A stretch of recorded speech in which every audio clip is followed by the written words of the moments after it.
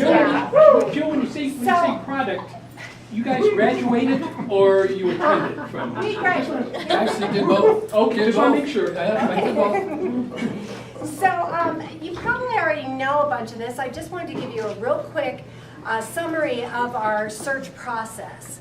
We, about 3 months ago, as you know, we started a national search. We hired a firm, Ray & Associates, to help us find candidates for the superintendency from all over the country. And we felt that that was very important to have a really big picture. We had, I think, 37 different states represented in our search, and so we were really pleased with that. We would like you to welcome our final candidate, Dan McMinimee. He is from Douglas County. He was a teacher, a coach, and a principal, and a district administrator, and he has 2 kids in Jefferson County schools. So please welcome Daniel McMinimee.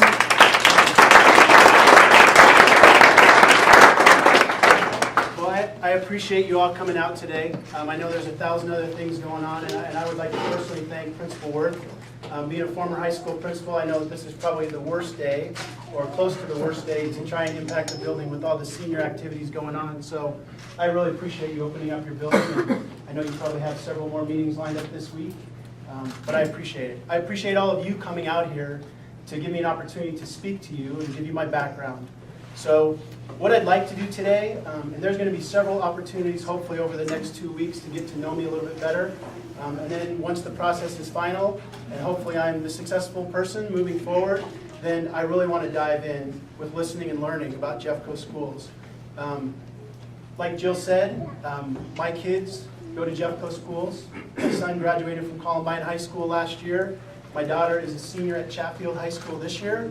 I'm a little tired today after a very exciting lacrosse game last evening. We're going to be playing in the semifinals on Saturday, so I'm a very proud parent. My daughter will be graduating next week. So my kids have had an absolutely fabulous experience in Jeffco schools, and that was one of the pieces that made me want to apply for this job. Being a Colorado native, sort of, probably I think I was 4 years old when I moved to Colorado. I know the power of Jefferson County schools. In fact, I started my elementary school years at Hackberry Hill Elementary up on 76th and Pierce area. Lived about 10 houses down on Pierce Street from North Arvada Junior High. My mother actually worked in the health room at North Arvada Junior High. So for me, this is kind of coming full circle. Then the final thing is, obviously, if my kids go to Jeffco schools, I live in the county. I live down by Chatfield Reservoir, and we love the area. We just absolutely love it. So it's really awesome to be here today to talk to you. So what I'd like to do is talk a little bit about my background so everybody kind of gets that, and then talk a little bit about what we want to do next. And so I'll start in on the background. Like I said, we moved here, I think it was 1966. I attended Hackberry Hill Elementary School from kindergarten through 6th grade. I know that I'm standing here today because of the great work that those teachers did with me at Hackberry Hill Elementary School. I still remember my teacher's name, Mrs. Greaves, my 2nd grade teacher, yanked a knot in my tail, and really, you know, Dan, you need to focus, I need to work with your parents, really was key in putting me on the right track moving forward. You know, Mrs. Marvin, Mr. Vincent, Mr. Phillips. I know all these names because they had a tremendous impact on me, and I know the power of a great teacher in a classroom with kids. And that's what really drove me to become a teacher myself. And so I think it's really important that we all remember that where the great work happens is in buildings like this. And so that was why when we had an opportunity to talk about, well, we want to go out and meet people in the community. Where do you want to go, Dan? And I said, I think it's really critical that the first place I go to is a school and have an opportunity to meet people in a school. Because I want the message to be, it's about what happens in the schools for kids with great people surrounding them. So I think that's really important to know about me. So my father worked for the city of Arvada. He was a planner for the city of Arvada, and after my 6th grade year, he had an opportunity to go to work down in Littleton as community developer. So we moved down to Littleton. I attended Euclid Junior High and Heritage High School. So again, just right across the river from Columbine High School. I had several friends that live in that Coventry area that's right on the border. So I know a ton of people that went to Columbine, played college football with several people that went to Columbine. And so I've always known the power of the schools in this district. After high school, I attended the University of Southern Colorado. It's now CSU Pueblo. I went there to play football. And quite honestly, I thought I was going to get a chance at being a professional football player. But that really didn't happen, obviously. So I got into education because I love sports. That's what drove me through high school. And I got into education because I want to make a difference for kids. And I love being a part of a team. And so at the University of Southern Colorado, I was there for 3 years. And after my junior year, they decided that they were going to cut football. So I had a choice. I could stay at the University of Southern Colorado and finish, or I could go somewhere else and have an opportunity to continue to play football. And I wanted to do that. So I went to Adams State down in Alamosa. Finished my career down there, got my PE K through 12 degree. I was up in Cherry Creek schools doing my student teaching, Cherry Hills Village, and also Overland High School. Had an opportunity to start coaching there, track and field. The next year I stayed as a full-time sub in the Cherry Creek School District, and I taught at virtually, well, a lot of schools. Worked almost every single day at elementary schools. That was when track first started. And had an opportunity to be in elementary schools, coaching at the high school, and loved it. At the end of that year, I thought, you know what, I really want to give being a college football coach a shot. I also want to get my master's. So I contacted my college coach and asked if there was an opportunity to come back down to Adams State and coach. Went back down there, started my master's work, and also coached there for that year. We made it to the NAIA National Championship game. It was fabulous. Again, being a part of a team, getting to have my master's work started. At the end of that year, or actually all during that year, the woman that I ended up marrying was up here in law school in Denver, and so I decided I wanted to move back to Denver to be with her, and I was fortunate enough to land an opportunity at Fairview High School. And those of you that know college or high school football in the state of Colorado, there's two huge names in terms of coaches in the state of Colorado that I'm aware of, and I know there's more, but Fred Tassone and Sam Pagano at Fairview High School are two huge names. So having an opportunity to work at Fairview High School was, something that I really wanted to do. So I went up there. I taught at Nevin Platt Junior High School, coached at Fairview High School, coached about 7 sports at the junior high school. At the end of that year, you all know what happened in about 1990. There was a lot of budget cuts in districts, and I was going to be ripped out of the district. So I contacted the person that was my college coach down at Southern Colorado, who was at Oregon State, and asked if I could have an opportunity to be a graduate assistant football coach at Oregon State. Got that opportunity. Got married, my wife graduated from law school, got in 2 separate cars and drove from Denver to Corvallis, Oregon. I wasn't even sure if Oregon was above or below Washington. That's how naive we were. But what a great opportunity for us to grow and spread our wings as a couple, and really no safety net. So we moved to Corvallis. I started into Oregon State as a graduate assistant football coach, working on my master's. My wife got into a small law firm in Salem, and things were going great until about Thanksgiving. The Pac-10 coach of the year, Dave Cragthorpe, from the year before, got fired on Thanksgiving. So cured me of wanting to be a Division I football coach pretty quickly. Ended up going back to Salem, worked at a small town outside of Salem, Silverton High School. I was a personal finance and American government teacher, half-time, coaching sports there. At the same time, I was also an elementary PE teacher in Salem, Oregon. So I'd drive out to Silverton, teach those classes, come back to Salem, teach elementary PE, drive back to Silverton and coach. And did that for 2 years. And then I had an opportunity to go into Salem and be a full-time elementary teacher. And I absolutely loved those little kids. It was a great experience teaching little kids. At the same time, I was coaching at Willamette University, so it was a really interesting perspective to work with a kindergartner during the day in a kindergarten area or in a PE classroom, and then go coach college football players. But you know what? They're really similar. So, I mean, it's all about relationships and working with people and being a part of a team. And so it was, it was a great time to do that. At the same time, I was getting my administrative degree, and I ended up landing an assistant principal job at Sprague High School. It's one of the biggest schools in the state of Oregon. It's a great school. Academics, athletics, and activities are the 3 things they're founded on, which that's what the basis of a great school is. I was there for 3 years. Then I went to a rival high school and was their athletic director, which was another interesting dynamic. And then I had an opportunity to go back to Sprague as a principal. During that time, we had 2 kids that you have heard about already. They were in kindergarten and 1st grade, and we decided as a family, you know what? If we're ever going to move back to Colorado, because we had ties back here, we need to start looking for opportunities there. So I was lucky enough to land a job in Douglas County at Rock Canyon High School, which was at that point high school number 7. It was a dirt field. There was nothing there. No foundation, nothing. I had the very unique and awesome opportunity to go to Rock Canyon High School number 7, and start with a group of 8th graders and build a school using all of the leverage and power of having a great staff. So hired every single staff member, worked with every single family and student in that feeder area, had 200 kids the first year, grew to 400, grew to 800, grew to 1,200. And in 2007, that school was lucky enough to be the number 2 school in the state of Colorado in that 5280 magazine. And I know the reason that happened is because of things we did with 8th graders. And the power of getting parents involved, getting students involved, getting teachers involved, and being, we're this team that's focused on this goal. And it wasn't to be in 5280 magazine, by the way. What it was to be an outstanding school that served kids' needs and gave kids opportunities to be successful. And that's what that school is founded on, and I am so proud of what that school is today as well. And I truly believe it's because of the work we did back in 2002 through 2007. At the end of 2007, the then superintendent, Jim Christensen, came to me and said, look, I'm going to have a director of schools position, Dan. I really want you to consider that. And I thought, my kids are getting a little bit older, 6th, 7th grade, and I want to make sure that I can be a dad. And if you know what a high school principal's job is, it's very, very difficult to take care of 1,800 kids during the day and then have an opportunity to take care of your kids too. So I made the decision that I was going to go down to the district office, and I was a director of schools for 3 years. Ponderosa feeder, so I had 4 elementary schools, a middle school, and a high school that I was responsible for.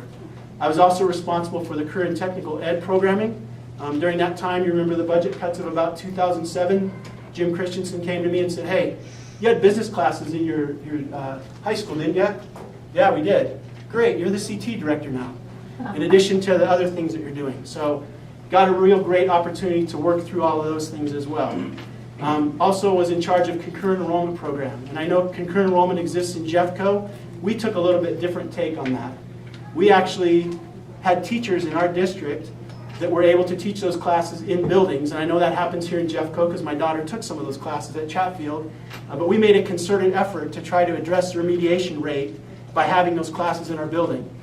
200 kids the first year, had about 7 classes, and I'm proud to say that that program has grown to about 1,600 kids. Tons of money saved for parents, but also great opportunities for kids to show in the safety net of being in a high school that they could also take care of a college class or 2. So really tried to make that a big part of what we do in our high schools. And several of our high schools use that now, and really proud of that program. The last 4 years, I have been the Assistant Superintendent of Secondary Education. And we have excellent programs in our high schools in Douglas County and our middle schools and our elementary schools. But I'm particularly proud of the balance in all of those schools.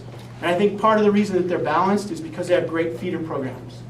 And so the team that I have a high school director, a middle school director, and then we have elementary directors that work with another assistant superintendent. We make a concerted effort to make sure that we're bringing to bear on them a team approach and resources to make great schools happen and to work with building principles around great schools happening.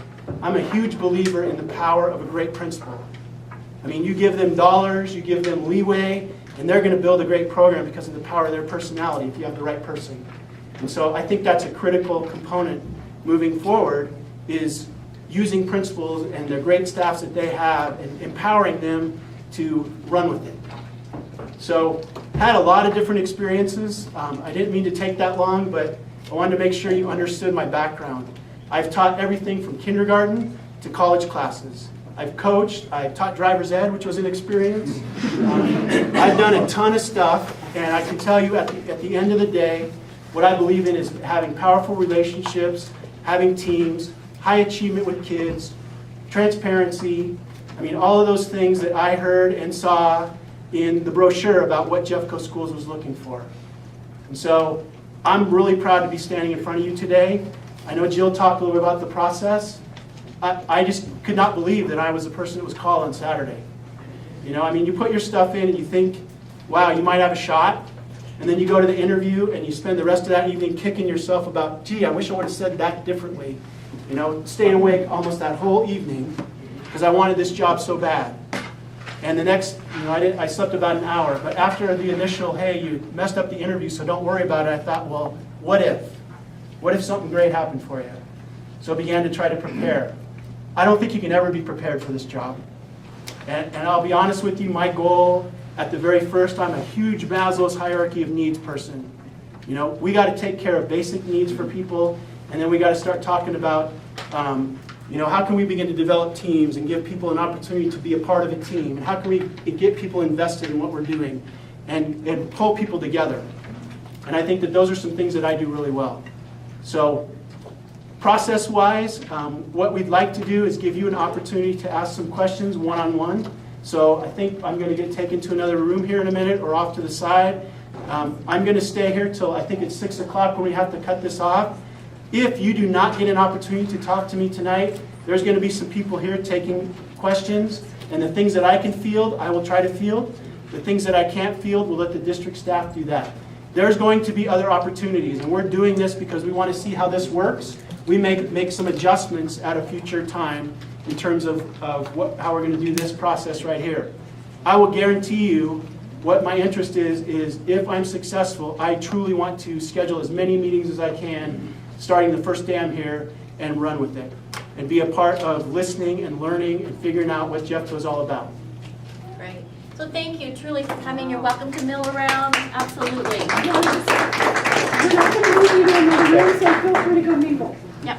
Okay. Wouldn't it be, can we maybe take a vote to see if people would be willing to do a, just ask questions, because we can hear the responses for everybody? I guess you know what I'd really like to do is if that's something that everybody's interested in, we can make accommodations for that at our next round at Carmody Middle School. But for me right now, I really just want to meet people as individuals and answer questions individually. I absolutely believe in the power of a big group, but I also, my first priority is making sure I make some connections with people. So if I get asked the same question 50 times, then so be it. And we'll have some people that will say, you know what, apparently this was a big question for this group. So again, I really appreciate you all being here today. If you have a question, I'm going to be standing right up here. Love to take that. If you don't have a question, thank you so much for coming. So Dan, in the name of transparency, with this many community members coming out to talk to you in a big group circle, is there a reason why you don't want to have conversations with all these people that they can hear instead of individual one-on-one conversations? I'd really prefer at this time to do one-on-one. If the feedback from the group is at the end of this that we need to make an adjustment with the next one we do, then I would surely like to do that. But for right now, I think one-on-one's the way I want to go. I appreciate your question. Thank you very much.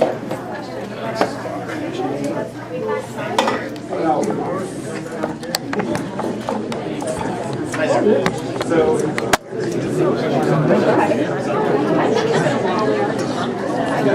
How are you? Hey, stand in line to ask a question. Yeah, you've been, I just left the Egg Producers Association. Yes, what's important is what do we all find important and try to find those commonalities, and we work toward goals on those commonalities.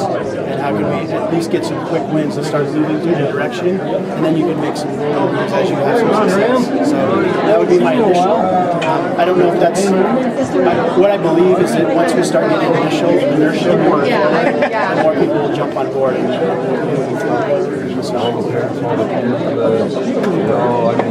teachers, like the kids, they're great. Absolutely.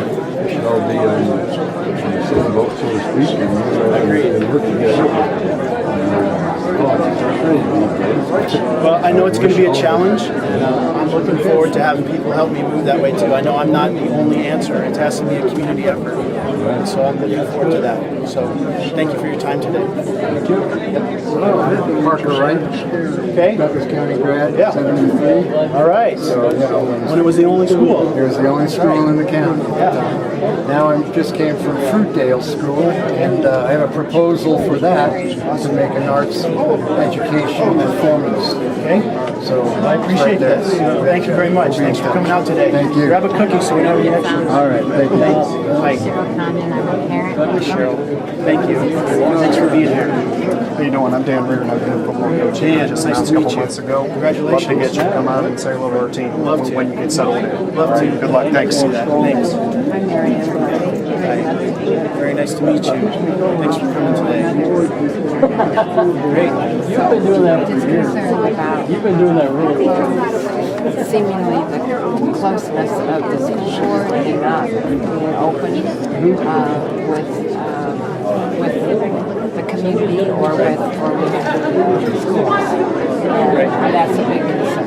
Well, I appreciate that perspective, and you know, I think I'm very interested in that happening, but I'm one of the people that will be involved in that. I think putting data in front of people and having collaborative conversations is critical when you're trying to build trust. And I'm not the only answer there. It has to be a team effort.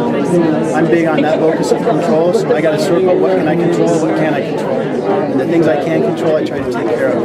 The things I can't control, I try to influence. And so I appreciate your question. And we'll see. We'll see. I'm very interested in having that happen because I believe that's how we're going to have a chance to move forward. It has to be a team. Right. And it has to be a community, everybody. Absolutely. We all just have to find the commonalities and see if we can build on those things that we all believe in. So, thanks for coming out today. Thank you. All right. Hi, I'm Kelly Johnson. Hi, Kelly. And I'm a parent. I have nice to meet you. Well, I have a parent, or I have a son in middle school and a son in high school. All right. Where at? I have a freshman at Golden and a seventh grader at the Manning School. And they both went through the GT program at our Kiffin Elementary Neighborhood School. So I've kind of tasted a little bit of everything the district has to offer. I also co-chaired our Mill and Bond campaign in 2012. Thank you. And thank you for thanking me. That encourages me. What we have seen is a lot of discussion and very differing opinions from the community versus our new board majority on promises made, promises kept. What I'm hearing now from the community, the people that came out and supported us overwhelmingly for that mill and bond when they hadn't since 2004, is they don't trust the district with money now. And that really concerns me, and I wanted to get your opinion on that. What are your thoughts? Because I know you saw in Douglas, your community didn't support. So what are your thoughts? I think for a bit of background, I'm probably at a handicap here because I haven't had a chance to talk with staff about what the issues were. But I absolutely believe you have to have people like you that are going to work on these things and build community support and be, you know, if we say we're going to do X, that's what we have to do. And so what that looks like in this district, I don't have a good picture. And so I'd like to have a while to talk with staff to figure out what that answer might be. Fair enough. But I know that the only way that any school district can survive is by having bond and mills moving forward and being able to take care of needs, because the money from the state, while it's a big chunk, it's not going to take care of the needs as we move forward. And they keep earmarking it, and it's not necessarily where we need it. I think those are all opportunities to influence, but I don't know enough about the school district at this point. Fair enough. What I will tell you as you're going through our community is Jeffville's amazing. It's really an amazing community. It's very well knit together, even though we have great differences.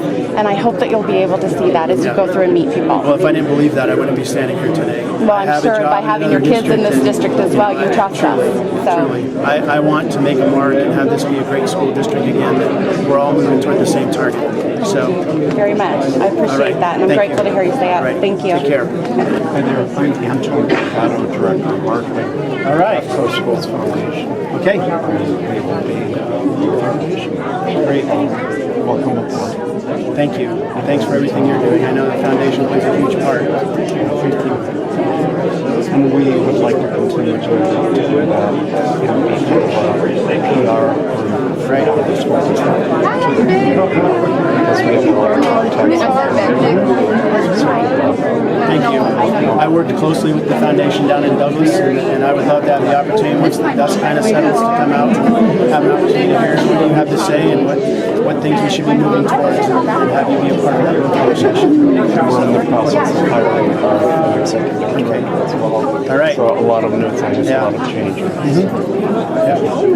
Appreciate that. Take this for me, and I'll keep this. Thanks. Hi, Julia. Hi, Julia. Nice to meet you. Nice to meet you. So my question is, what can you do to kind of ease me about the fact that every hat that I wear in this district I'm a graduate of Wheat Ridge. Both my parents were Jeffco teachers. I'm a teacher. I have 2 kids in Jeffco schools, and I'm a community member.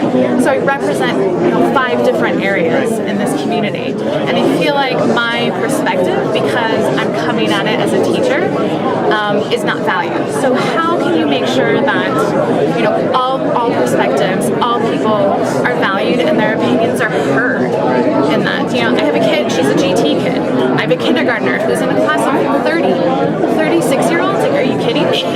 That's a lot of kids running around in there. So what can you do to kind of ease that? Well, I think the important thing to remember is I'm not the only person that needs to be listening to people. I am obviously a key player in that, but again, I'm not the only person. But I think one of the things that I'm good at is trying to represent people. And so moving forward, I want to make sure that when my directors are out in schools, they're hearing on the ground what the issues are, and then we're trying to put resources toward those issues. I mean, if you've been a teacher in this district for a while, you know that the recession and having millions of dollars taken away in negative funding is having a huge impact on all school districts. And I think the impact in Jeffco is about $100 million ongoing money. And so whenever you have that, you have this shrinking water hole where people are looking across the water and going, well, why is that program more important than my program? So I think that's part of it, is how can I influence that discussion about getting more dollars into the school system? And then once the dollars are here, how can we use those resources in the best, efficient, exactly. And so those are big conversations to have, because everybody has their own picture of what efficiently and effectively looks like. But I think it's important to have those conversations. And at the very least, if people disagree with that, they at least know why you've had that discussion moving forward. And so I'm not going to stand here and tell you that I have the magic antidote, because I don't. But I do believe that if we focus on culture and climate and building trust, then great things will follow that.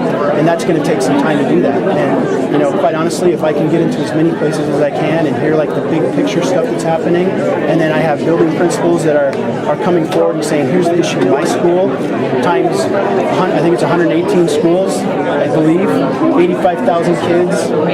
If I can have those issues coming back, then I think we can make some headway. But it's going to take all of us. And at some point, we're all going to have to coalesce around, here's the big rocks that we want to accomplish moving forward. But I think one of the big things is compromise in that issue. And just because I'm a public school parent and just because I'm a teacher doesn't mean that what I want for my kids is not valuable. That what I want for my kids in kindergarten and what I want for my kids in high school is so different. There's that. I agree. So coming to that compromise, and I'm willing to do this, but are you willing to do this? Well, and the compromise is also about having a conversation.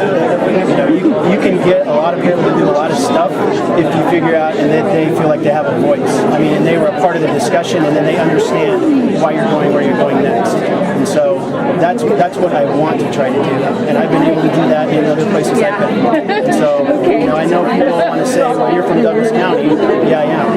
But the 3 years is what those people are talking about, when in reality I've had a 24-year career in several school districts and several schools. And I have a lot of great things that I've been a part of that I think I can bring to bear on this. So I guess I'm asking you to just have an open mind. Absolutely have an open mind. Thank you. Absolutely. I just want to say we old people still sit in our neighborhood schools. Thank you. Absolutely. Seacrest, so I know where you are. That's right. I rode over the hill down to Seacrest every day in the summer. I left a lot of skin on Pierce Street from my bike. Cold pool. That's right. But we loved it. Well, good luck. We need to have everybody. I appreciate you being here. Hi. Dan McMinimee. My name is Janet Riley. I'm a proud Jeffco employee. I've worked at Kiffin Elementary School for 9 years as a special teacher. Great. My question for you is, as a former teacher, what is your opinion of unions and what do you think their purpose is? Well, I think obviously there's that sense of belonging, part of Maslow's hierarchy of needs. I think it's a great community for people to have an opportunity to voice their concerns and have a group that can come forward and say, here's the big picture of what we're interested in. So I think that's valuable in a school with 14,000 staff members to have that opportunity. So you're not against unions? Absolutely not. I was part of a union when I was a teacher. That's good to hear. I'm glad to hear that.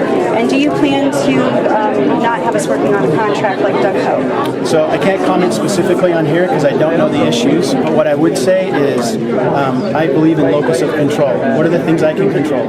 And so the things that are within that circle, I will do my best to try to influence and make sure that those things happen.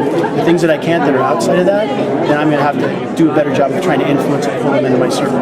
So I want to emphasize this is Jeffco, not Dougco. I'm interested in moving forward in Jeffco.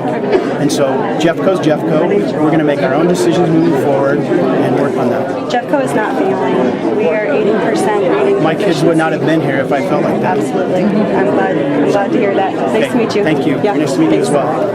I'm Dr. Cecilia Lang. I am not a Very nice to teacher. meet I am you. a member of the community. Thanks for being here. I do not wish to be taped, please. And I just want to say that the whole community is watching, and we do support our teachers. Thank you. Thank Okay, you. all right. Appreciate that. Hi, my name is Victoria Long, and I work in education research and design in the district, and I'm also a parent of a about-to-be kindergartner. I can't believe it. Wow, it's going to go like that. So I know, hold that's on. what everyone tells me. I know that one of the items that in the community survey that went out about the new superintendent, one of the items that was important to the community was somebody who worked in, who had familiarity with diversity. And the department I work in is ESL dual languages, so obviously that's a little thing of mine, right? And I just wanted to know what experience you have working with culturally and linguistically diverse families, and how you're going to continue to support us, because we had a huge proponent in Dr. Stevenson. We'd love to enjoy that same support from our next superintendent. So, yeah, all I can talk about is my past experience. When I was in Oregon, 2 of the elementary schools I worked in were 95% highly impacted dollar schools. That's Oregon vernacular for low SES, basically. So, tons of diversity in those buildings. I had kindergartners and first graders that had older brothers that were in gangs. Had students that came from horrific home lives. And I think what you try to do is you try to put the resources in those schools and find teachers that want to be in those schools to influence those kids. And so when I moved to high school at South Salem High School, I had a very strong ELL population in that school. And so in my role as athletic director, one of the goals was to get those kids engaged in school, and what better way than through athletics. And so I went out of my way to try to work with those families and those students around, how can we get you to participate in this? But also having coaches understand culturally what those families were about. And it wasn't about you have to be at practice every single day and you have to do it like this. And so trying to bridge that gap was a huge part of what I tried to do. My recent experience, obviously in Douglas County, there's not a large diversity of students, but there is a number of SPED students that are highly impacted in buildings that we, again, have to put the resources where the kids need them and where you can influence what's going on for them. Thank you. We look forward to continued support from you. I'm sweating here. Hi, my name is Kelly Bish. I'm a first grade teacher. All right. You mentioned improving transparency when you were speaking earlier, and I'm curious about how you intend to do that between teachers, the board, and the community, because right now it's not. I think it takes all of us.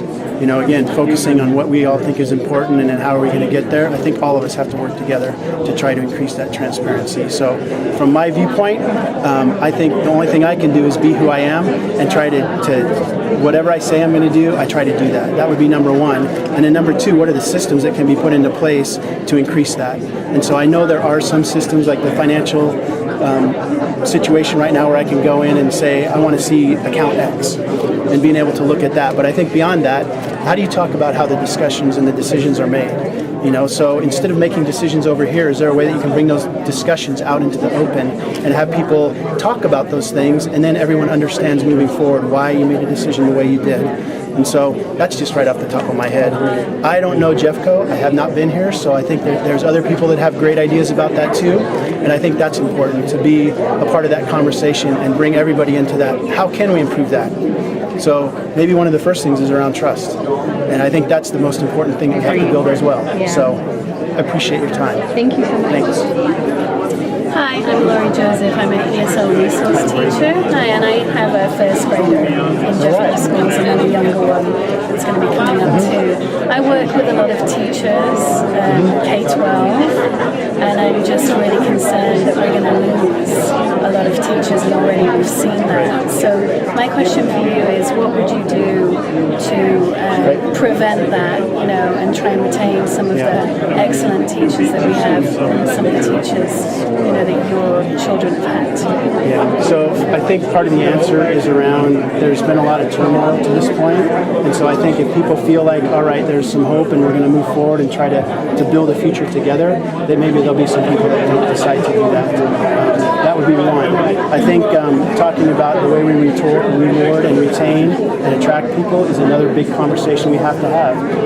people are all in the same boat across the metro area about how do we reward our best teachers, how do we keep people in our system, how do we invest in those people when they're in the system. So what are the other supports that you have to have in place? What makes teachers stay where they want to stay? You know, and I think those are big conversations to have. And I don't know the current state of Jeffco. Obviously, I'd have to talk to staff about that. But I do believe it's important to have teachers feel like they can express their opinions and have an opportunity to be a part of building a future moving forward. So, Thank you. It's nice to meet you. very nice to meet you too. Took your check? Yeah. Sorry. That's quite all right. Yeah. You're just getting started. Yes. Marlon Arvada, in Arvada West area. I've got a grandson that he's in Sierra, so he's heading your way. First of all, illegitimate non-carborundum is a little saying that I learned a long time ago, and I like to pass it on, and I'm sure you're aware of what it translates to. I'm one of the people that helped get the majority elected. I'm just one of a small cog in the overall of people that try to help. My focus is students. The students are my main emphasis. Everything else is secondary. And I want to encourage you to continue in that vein. I think you've got that already. I support the majority. I think they're doing a great job. I'm glad to see you. Yeah, all I'm going to say is great, go for it. If we can help in any way, great. I'm happy. Like I said, my main focus is the kids, and everything else comes secondary. Appreciate that. Have a nice time. All righty. Excuse me, folks. Do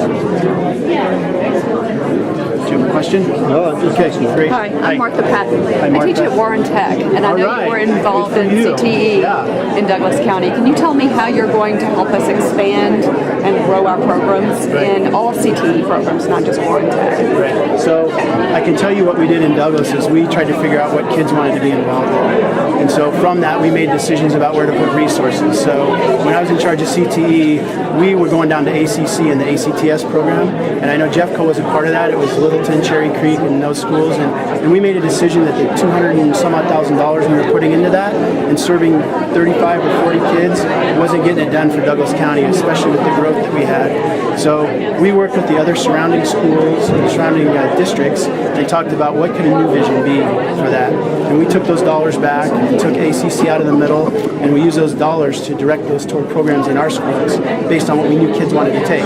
So for instance, let's talk about culinary arts. We always had 35 or 40 students who wanted to be involved in culinary arts. The only program was at Englewood High School.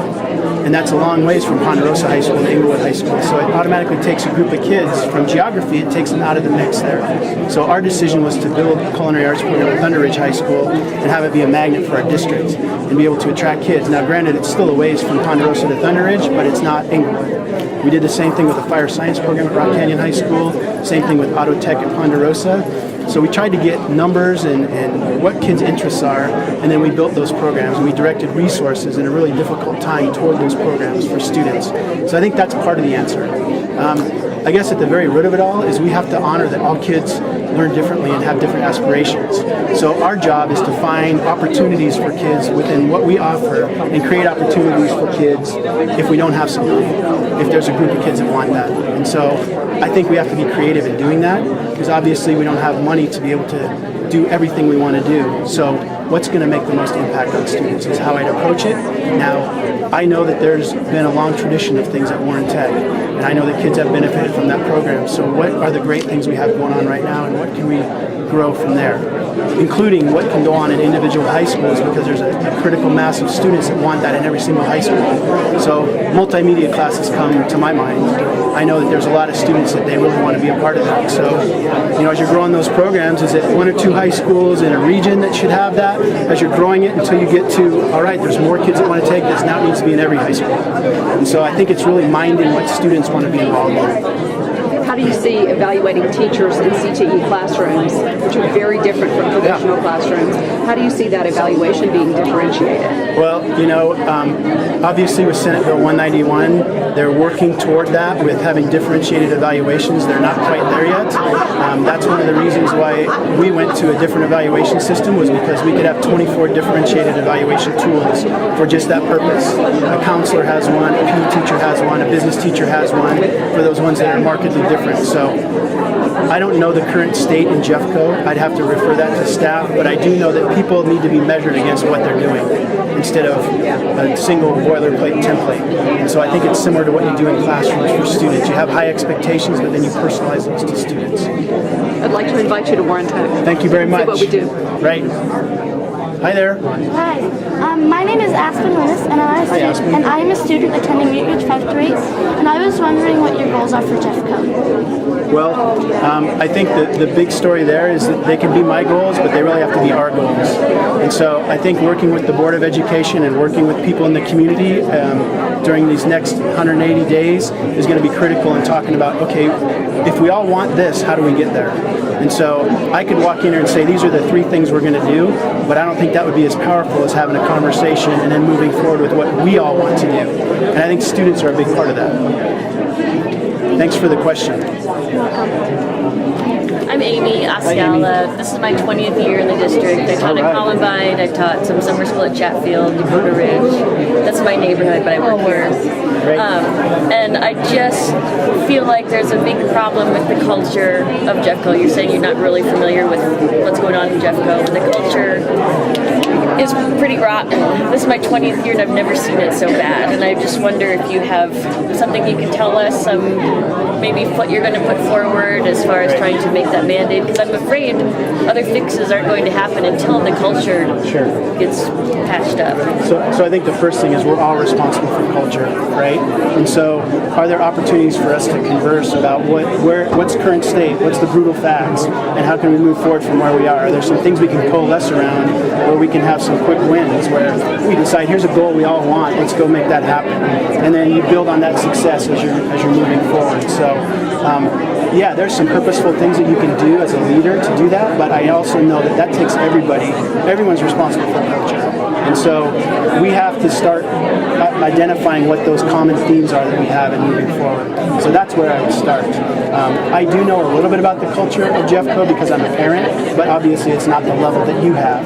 And so for me to say these are the things I think we need to work on, that's probably a moot point at this point.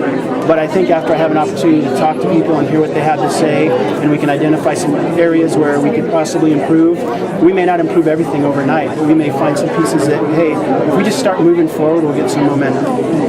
I know just from standing in the back, people were hoping to have this kind of more of a bigger, more open, because we feel like it's not very transparent when we're one-on-one rather than having the question. I think we'll go to the... So it sounded like you're going to do that next time, and I think that would be a really good idea. I don't know if it'll be the next time, but maybe the time after that. So thank you for your time. We appreciate it.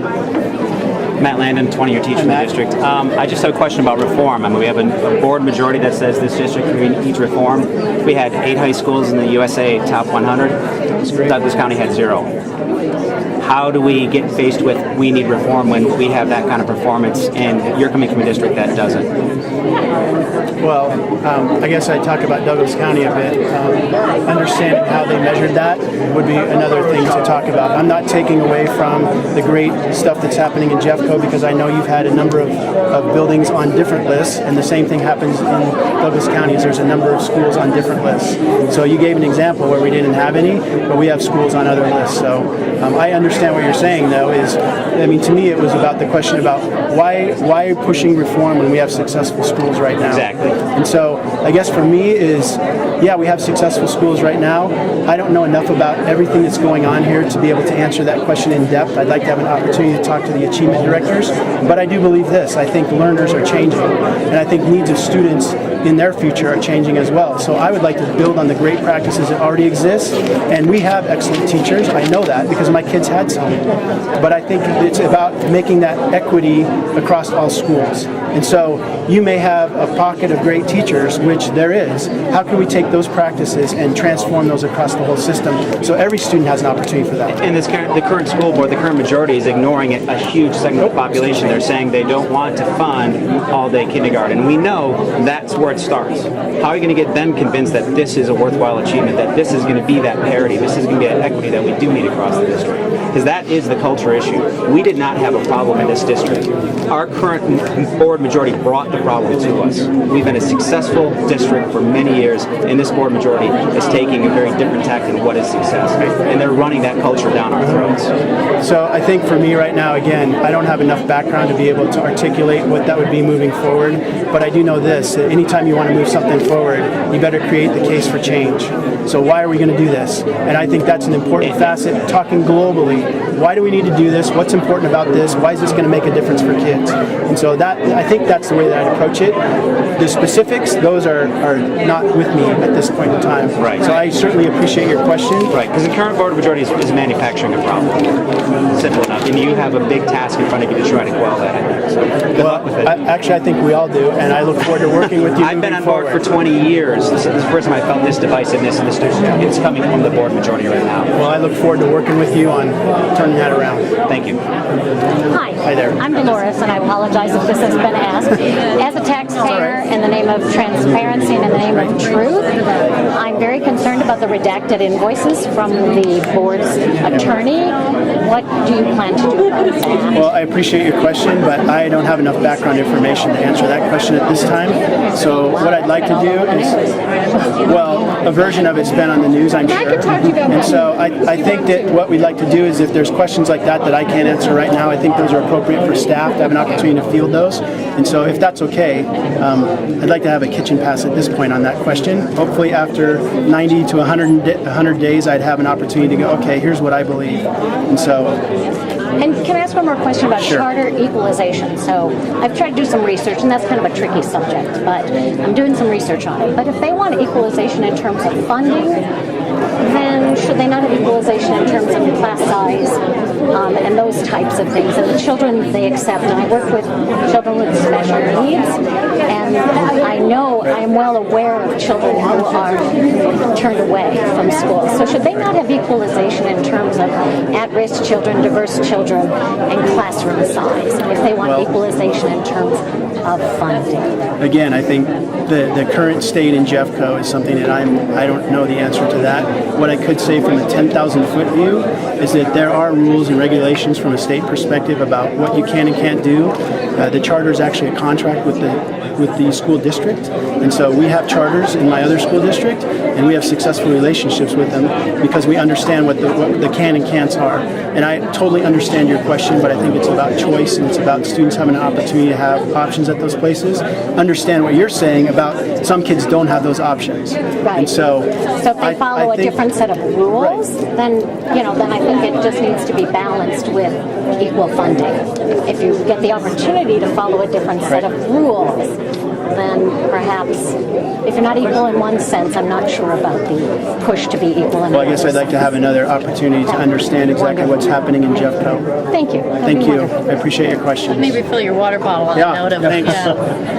Hi there. I'm Elizabeth Reed. I'm from Stanley Lake High School, and I wore the shirt so that you would remember. I don't necessarily have a question, but I just want to let you know that I'm kind of representing everyone at Stanley, well, not everyone. I'm representing a portion of the staff at Stanley Lake today to let you know that our biggest concern with you being from Douglas County is the market-based pay system for teachers that was instituted in Douglas County. And that isn't necessarily a question for you. You don't have enough information about Jeffco. You haven't been officially hired yet, but I want to let you know that at my school, we're very concerned about that, and we feel like saying one grade level teacher is more important than another grade level, or one discipline in secondary is more important than another discipline in secondary. My staff has some, not all, I can't speak for everyone, but a large portion of people in my school feel that is not the way to go in Jeffco. So. And I understand that, and I said this before, Jeffco's Jeffco. Dougco is Dougco, and my responsibility is working with the community here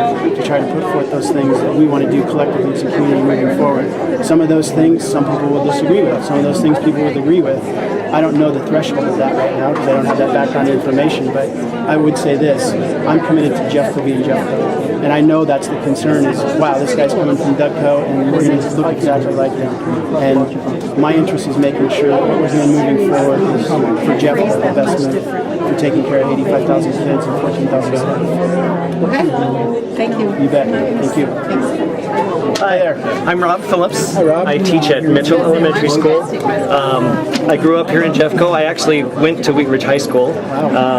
My kids go to Jeffco, and I've taught here for about 24 years. Great. I am very glad to meet you, and I am glad to hear that you want Jeffco to be Jeffco and Dougco to be Dougco. One of the concerns that I have is the questionable constitutionality of using a ghost school to funnel taxpayer money to private schools, which is being litigated right now through Douglas County Schools. And I wonder if you'd be willing to say that you would not allow that or condone that to happen here in Jeffco. Well, I think that's a big discussion because I didn't see it as being a ghost school. So I understand it's in litigation right now, but the way that was formatted was absolutely not to do that. So I appreciate your question, but I think the answer is there's a lot of stuff that has to happen before it even got to that place. So again, the discussion about what do we want to do as a community moving forward. So I appreciate your question. That was what was going to work for Douglas County, and that doesn't necessarily mean that's what's going to work here. Okay, if I could just follow on then, one of the things that I find concerning is that before it was held in limbo because of the constitutionality issues, there was money that would be going to private religious schools, which I feel in a way is not constitutional, and it's a violation of the taxpayer trust. So again, that's being litigated right now, and I am big on this locus of control. Put the things you can control inside of a circle, and you work on those. Put those things you can't control outside of the circle and try to influence them. And so my role in my past experience was inside of the circle, and it didn't include that. So I understand what you're saying, but that's a decision that is made by a board of education, and I firmly believe that entering into contracts and making decisions like that, we can influence those things, and we can say, here's what it might look like, and here's where the pressure points are going to be. But in the end, that's a decision that they make. Okay. Thank you very much. You bet. I think as a broad community, we don't want to see vouchers and money go into private schools. I really appreciate your comments. Thank you. Dan. Thanks. Hi, Dan. Hi. I'm Blanche Kapushin. I'm the Director of Gifted and Talented. Nice to meet you, Blanche. It's a pleasure to meet you. Jeffco is a large and vast and very diverse school district. One of our favorite mottos, or one of the things that we say all the time, is all means all. Right. What does all means all mean to you? Every single student, every single day, I guess, is the short answer for that. I mean, are we putting our dollars toward making sure students have opportunities and choices and chances to be the best that they can be? And so, again, in a time of lack of funding like we have, there are some very difficult choices to make, but I still think you have to look at it through that lens of how can we provide opportunities for all kids.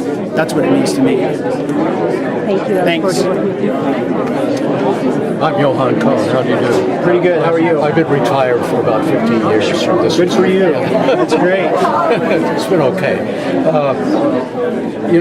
There's an article in the New York. I'm trying to couple two questions together. But there's an article in the New Yorker magazine this week about Newark schools, which are, of course, heavily impacted, much more so in our district, and it's also a larger district. And as you know, a sitting high school principal is now the mayor of Newark. As of about 2 or 3 days. I really haven't been following that, so okay. Sorry. I will go home and follow that now. But he is a high school principal that also has had some pushback against charter schools and against the state-run school district. I'll just mention that in passing. But you were a high school principal. How do you view the real problem in motivation in secondary? And please, no magical answers. I know you can't answer it quickly, but do you have a view that's out there and might work? And so I can't speak specifically about Jeffco because again I don't know the specifics here, but I can say globally what you should be trying to do at high school is engage students in coursework and opportunities that they want to be engaged in. So how can you personalize programming for students? And I'm not saying one plan for each of 1,800 kids, but what I am saying is things like demand scheduling, where at the beginning of building a master schedule, you ask kids, here's all the courses we could offer, what do you want to take? And then they're engaged in picking the courses that they want to take, and they're a part of that moving forward. So you build a master schedule based on what students want to take, and also based on what graduation requirements and all those things, what that's all about. I think it's also about providing programming for students that they're going to be engaged in. So yes, I have to take reading, writing, math, science, those courses, but are there other courses that I may want to take that we can provide for students? And so having a diverse array of courses at a building, while it's a challenge in these times of not having as much dollars as we want to, I think that there's still opportunities to do that. So I don't have the magic answer. I think that's also the magic of being a building principal, is I have to personalize that to my community and to my school. Okay, thank you. Thank you. We have about 2 more minutes, and then we're going to have to wrap it up. If you don't get a question answered tonight, you can just go onto the district's website and look for communication services and send your question there, and we'll see that it gets answered. There's a time frame from 4 to 6? 4 to 6. I think I was just told we need to wrap it up. I have a question. Great. I'm a Jeffco parent. All right. I have 2 students in the district. Awesome. And I'd like just your perception and your view on graduation requirements. And were they lowered in Douglas County? They were. Okay, and why was that? From 25.5 to 24. I think Douglas County gets about $1,000 less than surrounding school district. It's the lowest funded school district in the Denver metro area, from what I remember. The decision was about being able to provide flexibility for students with the dollars that we had. And so the decision was around, can we drive down class size? And so yes, they were lowered from 25.5 to 24, but I believe the majority of the school districts are still lower than that in the metro area. I think Jeffco is higher than that, if I remember from my daughter. It is. It's at 25. So that was a decision collectively made by that community, and I think if that is something that people want to talk about here, we can certainly talk about that, but I don't get the sense that that's something that people want to talk about. Right, and I would never support that, because I think we always have to higher standards and not lower, no matter what those other factors are. Sure. All right, well, thank you. Yep. Hey Dan, real quick question. I wanted to ask you about what your take is on the role of diversity in our students, and kind of how that plays into how they develop and grow, and because there is, if you didn't know this, a lot of quotes from current board members that are talking about how diversity is not important to them in various ways. So I wanted to hear what your take is on the role of diversity in student lives. So I think the end result is you got to serve all kids. It doesn't matter. Every single student deserves an opportunity to be the best that they can be. So how do you put resources into those schools where there's a higher impact and make sure that those students have opportunities, as well as take care of the students in other schools that may not be as impacted? Because you have to spread the dollars around to all students, and all students deserve an opportunity. So that's the short answer. The long answer is I have had experience doing that. When I was in Oregon, obviously being an elementary teacher, I was in 2 of the highest impacted schools in Salem-Keizer School District. Over 95% of the students in those buildings came from very challenging home lives, with a lot of diversity involved in that. And I think that the important thing is making sure that you have a great teacher in the classroom that's going to meet those kids' needs individually, and then you try to put resources in there to help support that. So in terms of talking about Jeffco, that would be something that I probably need to know more about before I can comment specifically here. So I have a follow-up to that. How does full-day kindergarten for impoverished students fit into that? You talked about Maslow's hierarchy of needs, and obviously perhaps the example of full-day kindergarten is literally they get fed there, if they're free and reduced lunch kids. We currently have a system that isn't equitable, and so there are free and reduced lunch kids in schools that don't have an opportunity for full-day kindergarten. What's your philosophy about full-day kindergarten? Well, I think you need to take a look at what the need is, and then you need to make sure that you meet that need. And so that may be individual schools that are involved in that, or that may be some other type of program that would meet individual needs of students within all schools. And so I know that was a big conversation down at the legislature this year. It was talking about full-day kindergarten across the board. I think the discussion is what does Jeffco want to do with that moving forward? And so I really can't comment on the specifics of this school district, but I do know that if you have the data to support that that's important, and you know that that's the best pathway to provide for students, how can you make that happen in an equitable fashion so that students that truly need it across the district have access to it? Right, and it's currently really inequitable, and in fact charter schools who are taking loans are using that money to offer free kindergarten and compete with our neighborhood schools. So that's happening in the south end of the district. Collegiate Academy has it on their homepage that they're competing with our neighborhood schools that have free and reduced lunch populations. So it's a problem. And the community has spoken pretty loudly on that if you look at the budget survey. Right. Well, I appreciate your question. Thank you. And Dan, knowing that your tenure is finishing at Dougco and you're in a position where you're going to be starting this new tenure, are there things that you could say that you've learned from in terms of the mistakes that you've made that you've wanted to improve upon? And what would some of those things be? That's a great question. So I think, again, the important thing is working with people to move a system forward is something that has to be key in your thinking as you're taking care of business in a school district. So, having an opportunity to come out into the Jeffco schools and have honest conversations with people and hear what the pressure points are in smaller groups so that you understand and everybody gets an opportunity to have their voice in the room, I think those are important things to do. Do they have a voice in the room, or is it going to be brought through like the board? Well, all I can speak is what my goal is to do is to have an opportunity for people to have a voice. I'm sorry? Aren't you influenced by this board? Well, obviously, they're the person that hires me, but I think that there is an opportunity there. If we want to move forward, we have to find the common pieces to move forward. You can't batter the people who are there already. You have to start listening to them, and that's not happening. I appreciate that comment. And as a taxpayer, I'm really irate at what's going on. Okay. And the foolishness that's going on, and just plain stupidity that's going on. All right. Thank you. Have you ever attended a board meeting? Sorry. Have you ever attended one of Jeffco's board meetings? No, I have not. It's an experience.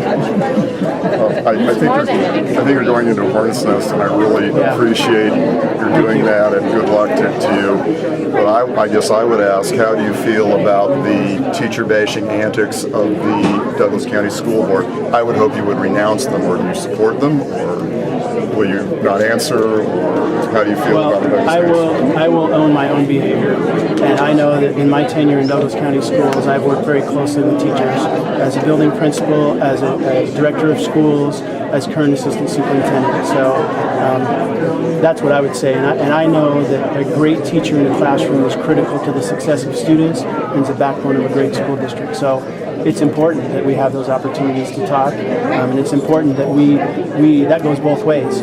So, talking about me, talking about you, we're focused on what's best for kids, and we're going to move forward with that, and we try to put those things behind us and move forward.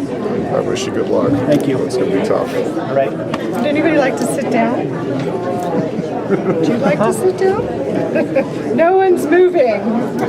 Where would you like us to go sit?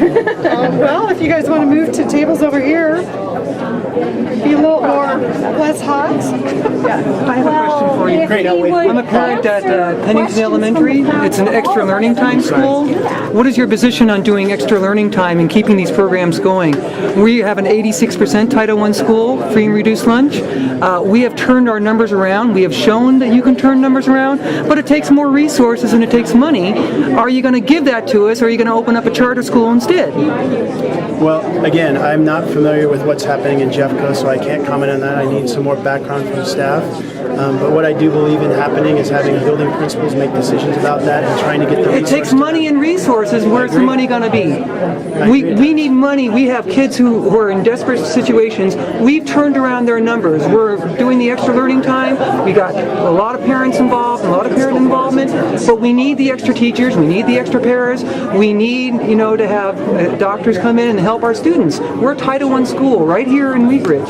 We need that help, and I'm scared to death that you're talking private schools and charter schools, and there ain't going to be money to continue on a Title I, extra learning program like we're doing in Pennington. So, like I said, Jeffco is Jeffco, and the decisions made here are going to be tailored to the community here. So the things that you just mentioned... I just told you what the community is here. What's your position on it? Well, obviously, if there's something that's working and we want to make sure students are going to be successful, we need to find ways to get resources to that. But we have to understand understand that there's also a big need in the whole district for a variety of different things. Our school's packed to capacity. Are you just going to open up a charter school that's at 40% capacity? Well, that wouldn't be my... In a rich district? That would not be my decision solely. So I understand your question, and I guess the short answer is trying to find resources is a challenge. And I think that's part of the decision-making process is where do we have dollars that we can direct them. Yeah, where are you going to direct it? I think that's what we're all talking about here, and you're keep avoiding the question. What are you guys intending on doing here? Decision maker in there, so I have to work with the board around making those decisions. Yeah, I think we all consider you with the board. My job is to make sure that the information around programs that seek funding, all that data is there, and there's a decision made on what's going to be the best moving forward. And so I'm a part of that. Obviously, a part of influencing. I hope you take a really good look at Pennington and what we're doing, and you keep it going. These kids need the extra learning time to get ahead. You know, I see kids in schools at 40% capacity when we were put on the chopping block to be, axed, like 2 other schools in Wheat Ridge were. All right, you're closing our schools here in Wheat Ridge. We're one of the only ones left. We have to do an extra learning time, and we're getting our kids ahead, and we're making a difference. And you can't commit to me if you're going to make a difference, and keep that going. I appreciate your perspective, but at this point in time, I don't know enough about it to comment. Well, I hope you figure out what you can do. Because I don't like your comments so far, and I've heard what you've told these other people, and you're scaring the hell out of me, sir. Well, I'm sorry about that. Amy, do you have a question? My first question is, if we all went and sat down at tables, would you be willing to just kind of take questions from the crowd so everybody can hear? I'm fine with this. Is that okay? Yeah. I'm fine with right here. This is great. You'd rather have it like this? Okay. This is great. All right. There's been a lot of discussion about the media too, and for the community, it might be easier. So you can talk to the whole group. Can we get you over here so they can sit down? Well, I mean, how much more time do we have? An hour? You have an hour. An hour. I was asking her the question. I appreciate that. We'll let you go in 2 seconds. Move things around. But we're respectful of teachers. Okay. I'm sorry? I said, are we respectful of teachers? I believe I am. Sit down. Stand in the corner,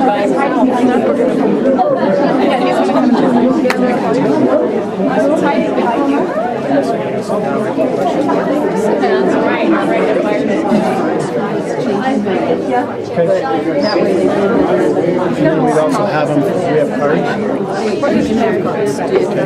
I don't have any, but we'll get them. The other option is yeah. I was thinking sit at tables, you could go to each table or you can And I'm in a group. What do you want to do? I guess we're sitting at tables, so we'll go from there. So everybody can sit down. Why don't you sit at tables? You can come to your table and spend a little bit of time so you can hear better and it's not so crowded. So if you want to group around the table, that would be great. So find your friend, find your We're outside the store. My job in that role was to take about 25 items as part of a negotiating team and negotiate with the other side and try to reach some consensus on some of those items. I'm thinking about 20 to 22 of those items we reached some form of agreement on and something to take forward. There were some items that were stated as non-negotiable. And so at that point we spent over 100 hours in open negotiations with the union. And all of those minutes are on our website, or they used to be on our website, if you want to listen to 100 hours of open negotiations. In the end, my role is to try to get to the end and take that to the Board of Education. And then the Board of Education made the decision. And so my job was to do this, the Board of Education makes a decision on the contract, and that's their decision, and I respect that. And since we're going through negotiations now, can you say which areas were the ones that they couldn't find an area of agreement on? Were there many or just a few? The ones that I remember, because it was 2 years ago, was one was around salary and where those dollars were going to come from. Were they going to be one-time dollars, or were they going to be ongoing dollars? And at that point in time, there were some pretty serious financial issues in Douglas County, as well as everywhere. Obviously, those things have gotten better with the state of Colorado funding now about $300 more per student in our district. I don't know about here, but I know there's more money coming back into the system. That was one. There was a discussion about the whole notion of being the bargaining unit as opposed to a bargaining unit, and the discussion was that the district wanted to be a bargaining unit and open the door for other opportunities there, and so that was a piece that the union didn't want any part of. And I respect their position. We took that back to the Board of Ed, and the Board of Ed made a decision. Those are the two big ones I remember. So I think there were some other ones, but that was 2 years ago. So those are big. Correct. You hit somebody. What are your feelings about charter? I know that's a big conversation right now, and a big plan for the future, perhaps? Can you address the thoughts about Sure, charters? and I can just tell you from my experience in my current district, those were used as a way to mitigate growth and the need for additional buildings in that district.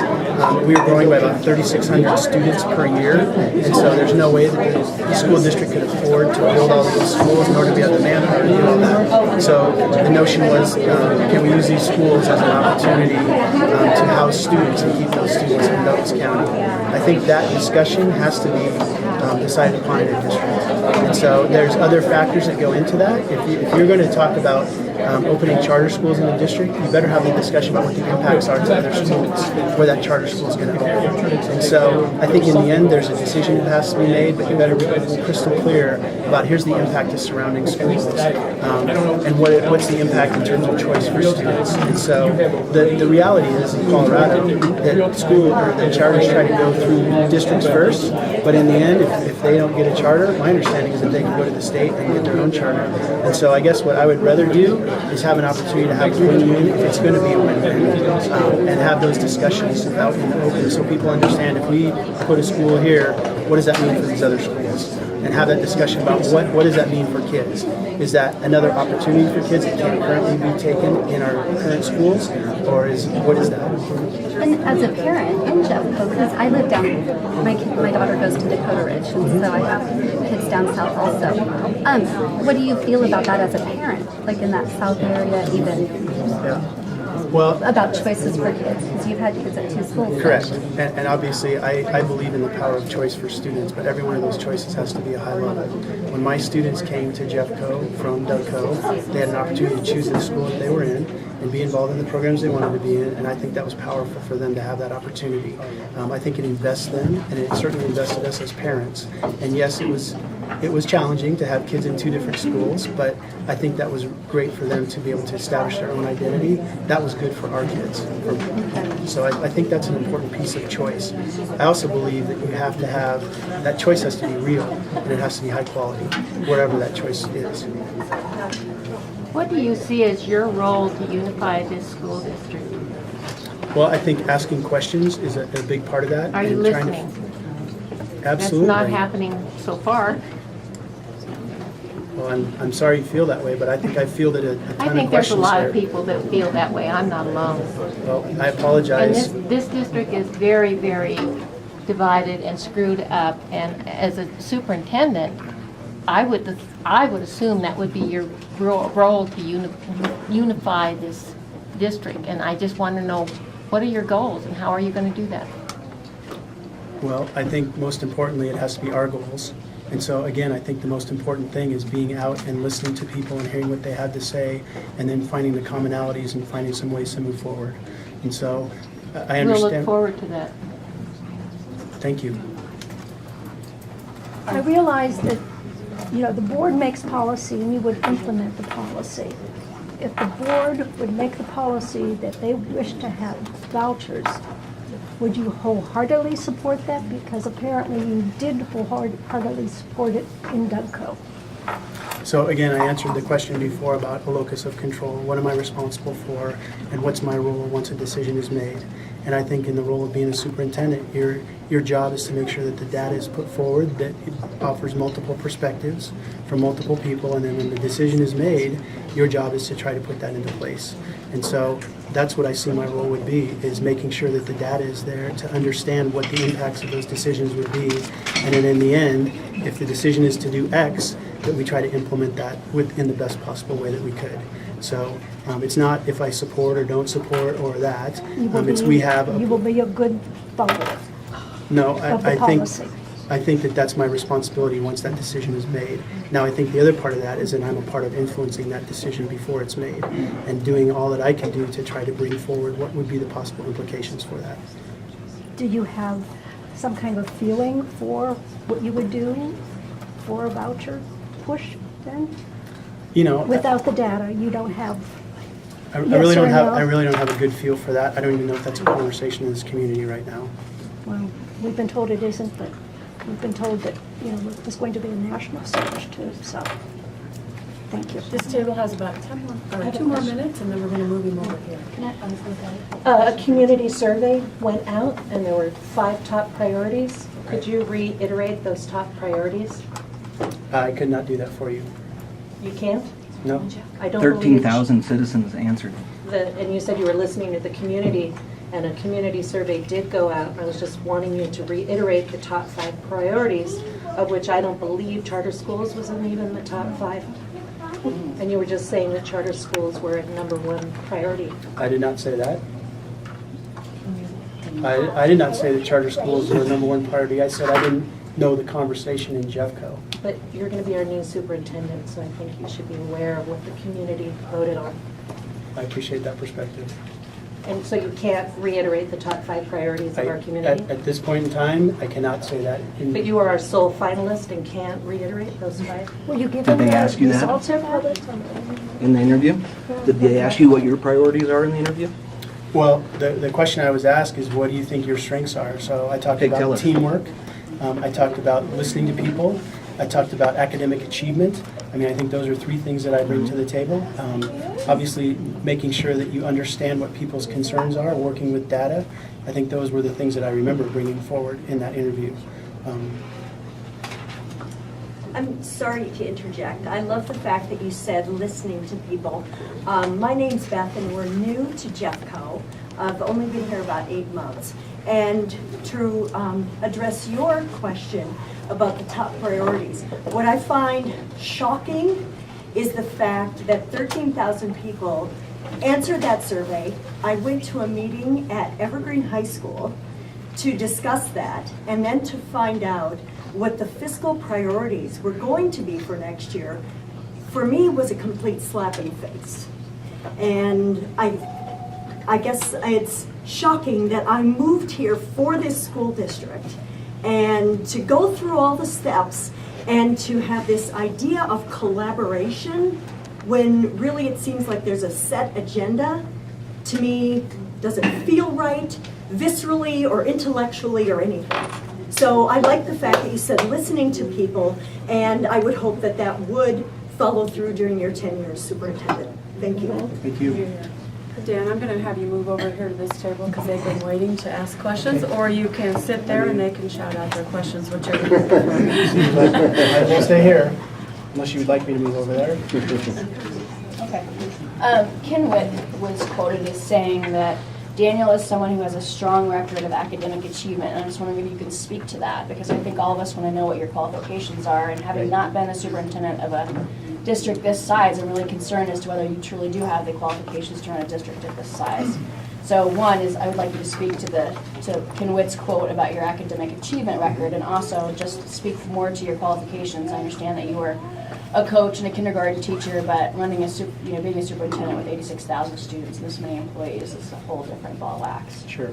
So as a building principal in Oregon at Sprague High School, it's recognized as one of the top schools in the state of Oregon.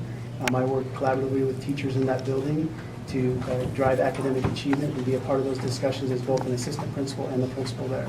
So recognizing what good instruction looks like in the classroom and working to give resources to teachers and working with teachers around empowering them to select courses, things of that nature, I think was a part of that discussion about high academic achievement. When I moved here from Oregon, I had the opportunity to start Rock Canyon High School, which I think is one of the top high schools in the state. And I think that the big thing that we did there was really try to tailor what we were doing in that school to what kids need and what parents needed, and also the staff that we had in that building. So a couple examples, for instance, the science department. When I hired the department lead for science, one of the things that we decided we wanted to do based on the students that we were having coming into that building was have biology be one of the key classes that were offered to freshmen. And it's because we knew the scores of the students that were coming into our building, and the discussion was about where do we want to be in the end. We wanted to have kids have access to AP courses, concurrent enrollment courses, electives, all of those things that make science come alive for students. So we knew that the base courses that we had to make sure that students had were things like biology, chemistry, physics, those courses that all students need to be successful. The other part of the discussion was with the middle school about, okay, if we want to start students in biology as ninth graders, what do we need to do with middle school kids to have them be prepared to step into that? What would be the science requirements? What would be the things that kids need to know and be able to do in order to be successful in biology, so we're not setting students up? The other piece is, what about the students that couldn't take that class? How do you serve them? So there were students that needed, at that point, introductory to physical science. So we had both of those programs as ninth graders for students to be engaged in, and then that program grew from there. But it was about personalizing that to the school and working directly with the teachers that were delivering instruction to get to high academic achievement. It's also about building a culture with students. So they're interested in, here's what my goal is 5 years from now, 10 years from now, 15 years from now. Why is what I'm doing right now important? And how can I develop a personalized path to get there? So let me expand on my question a little bit. What you're saying is very qualitative to me. From what I've heard from Whit, we did a whole presentation, a 10-minute presentation, did a full 30-page report on full-day kindergarten, and what he wanted to hear was data. I want to hear numbers from you on academic achievement, because numbers are not good enough, you know. Unless Ken Whit hears numbers, then it's not good enough. So if he's saying that you have a good record of academic achievement, there must be some numbers that you can share with us to show that you brought us from here to there, because qualitative doesn't cut it for Ken Whit. So if it doesn't cut it for him, then I want to hear the data numbers. Sure. So in my most recent experience, we have had a big discussion about that, because there was a concern about the impact of moving to a different schedule in our high schools, how that was influencing student instruction and maybe being detrimental to them. So we're talking numbers like the number of AP courses that students had access to, the number of 3s in AP courses, how did that change over time? The ACT scores, how did that change over time? The opportunities for concurrent enrollment, how did that change over time? So it was a wide range and a balanced perspective of looking at numbers. Obviously, TCAP is a part of that discussion, but TCAP's going away this year. So what's the next place that we have to go to try to find to ascertain student achievement and performance? And I think that's a discussion we all have to have, is what does it mean to you as a teacher in a classroom? What does it mean for kids to grow and achieve in your classroom? Because remember, a part of Senate Bill 191 is student growth and achievement. To me, it's not fair to take one test, one time, and say, this is the best we can do to ascertain a teacher's performance. I think we better find out ways that we can personalize that to you so that you're engaged in that conversation, not only from a big perspective of how our school's performing, but also an individual perspective of how kids are performing in your classroom. And those are big discussions to have. And I don't pretend to have all the answers for every single discipline, for every single type of teacher that we have in this district, but I do know that having the conversation, having teams of people have those discussions, and having you be a part of that while following state law, because I believe Senate Bill 191 says you have to have a certain portion of a state assessment within there. It doesn't have to be all that. So specific numbers, those are pieces that you would want to make sure you pull out based on where people are moving forward. Okay, you bring up pay for performance. Another I'm very concerned about this. Now, Senate Bill 191 doesn't say it has to be tied to their compensation. And what I'm hearing in this district is that we're talking about pay for performance. And I know from having kids that I have a huge impact on their ability to learn. If I don't work with them, if I don't work with them at home, or kids are worried about whether they're going to be, where they're going to sleep tonight, or whether they're going to have dinner. There are so many impacts on a child's ability to learn that are completely out of the ability of the teacher to control. They could be the best teacher in the world, but if they've got a child that has a horrible home life, their performance as far as test results are not going to be reflected in that. So I have a huge concern with moving towards a pay for performance compensation system. So do you influence the board, or the board's just gonna say, we want to do pay for performance and you have to implement that? Or? I hope I have an opportunity to influence that discussion. I think there's been a lot of lessons learned, and I think that from what you just talked about, it's more than just achievement of students. It's also about growth over time and being able to demonstrate that. But I think it's also about the expectation you have from students. And a student from this background and the expectation around, I don't believe that student should learn or could learn or would learn at the same level as a student in another type of student. I think obviously you have to put resources towards supporting all students. And so I think we absolutely have to have the expectation that every single student can learn and grow and achieve. And then we work from there on personalizing that. I believe there's a lot of great teachers in any district that can influence student learning. And I think our discussion has to be around what are we going to hold all students to, and then how are we going to help all students get to that. And again, when I talked earlier, one of the things that's influencing schools right now is there's $100 million in negative factor that's not flowing into Jefferson County.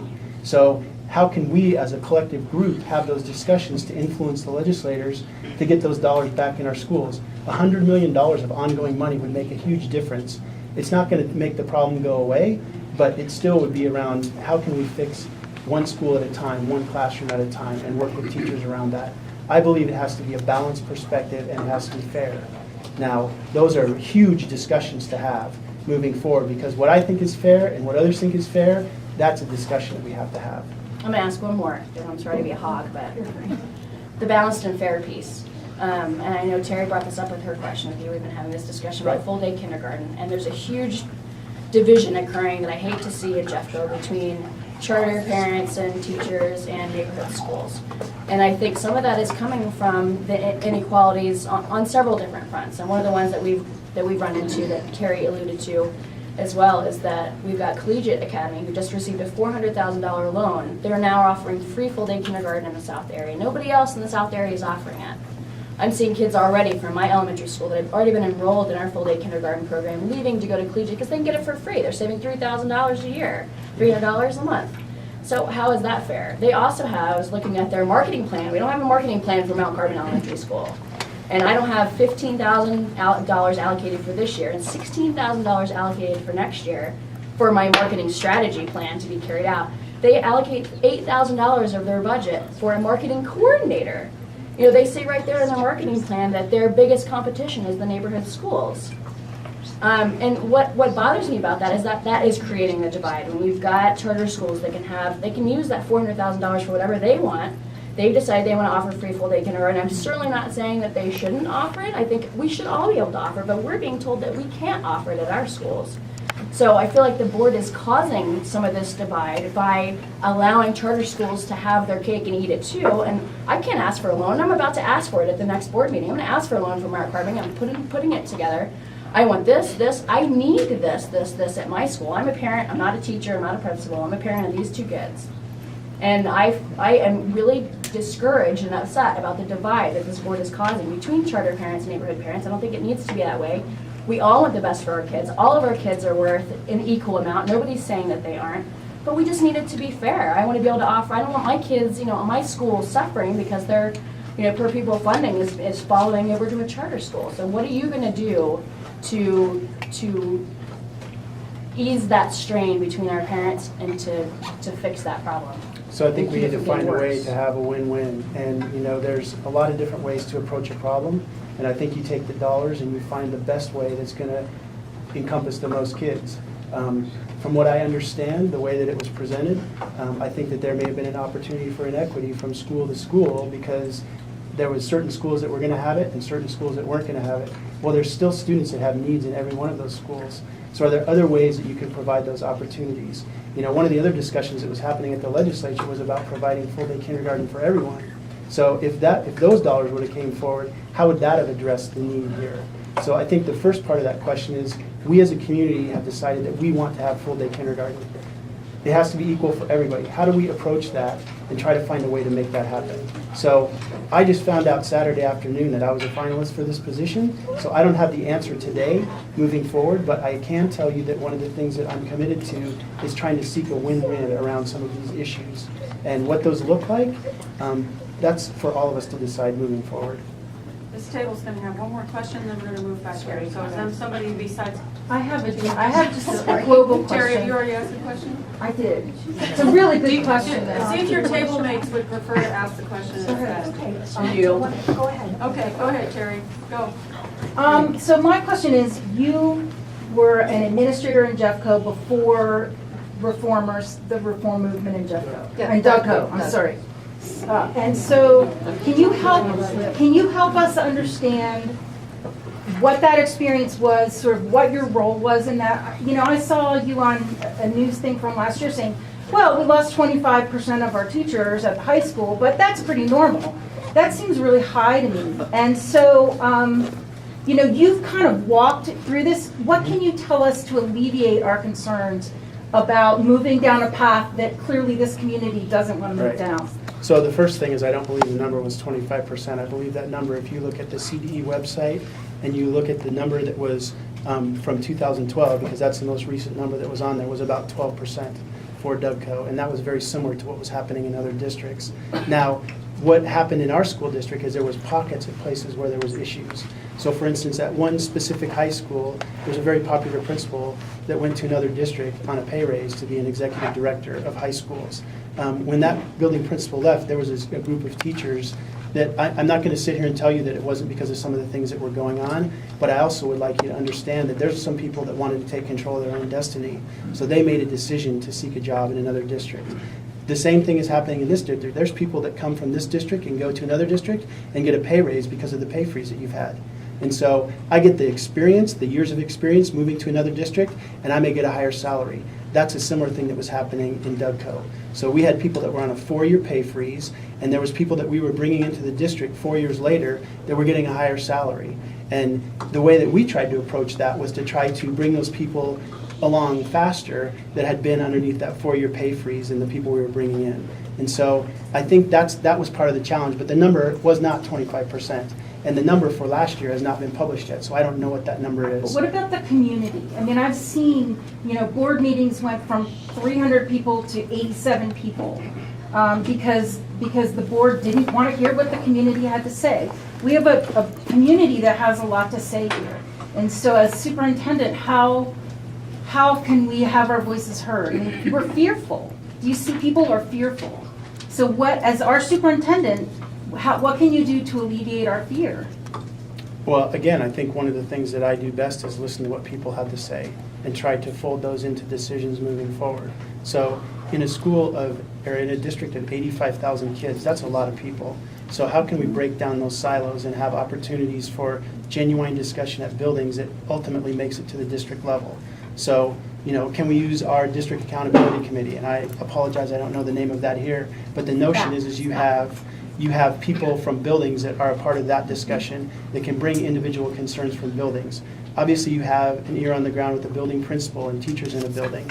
I'm one person, and I think it's important that if we're going to move forward, we have to approach this as a group and as a team and try to make a commitment to each other that we're going to try to move this forward. We could fight until forever and not reach any resolution, or we could try to find some common ground and move forward and say, here's some goals we're going to go after and get some quick wins moving forward, and then we build on that momentum. And that's the only way I know how to do it. Everyone in this room is responsible for the climate in this district, just like everyone in the room is responsible for in another room is responsible for the climate of that district. And so I hear what you're saying, and I think that that's one of the things that needs to be improved across the nation. If you really look at it, there's a lot of school districts that are in this place where people are not feeling empowered, they're not feeling heard, and part of it is because of the money, but the other part of it is we have to find ways to make that work. I'm open for having that conversation. I don't have all the answers, and I hope no one came here today to say, wow, this guy's going to have all the answers. And I would be shocked if there was anybody that was in the pool that has all the answers. I just don't believe that happens, because what you do is you tailor those opportunities to the district that you're in, and all you can do is make a commitment to, I'm going to listen, I'm going to try to make things happen moving forward. And I know that's not enough for some people in this room, and I apologize, but I don't think anybody that came in here and told you that they had the silver bullet to make this work is lying to you. And I know you know that, because many people in this room have been in this business for a long, long time. And so you can't do it all by yourself. And I realized that very, very early in my career. You can't make decisions and walk away from it and go, well, that's the way we're doing it. You better be able to talk about why we did that, what the data is that supports that, why is that the best decision for us as a group.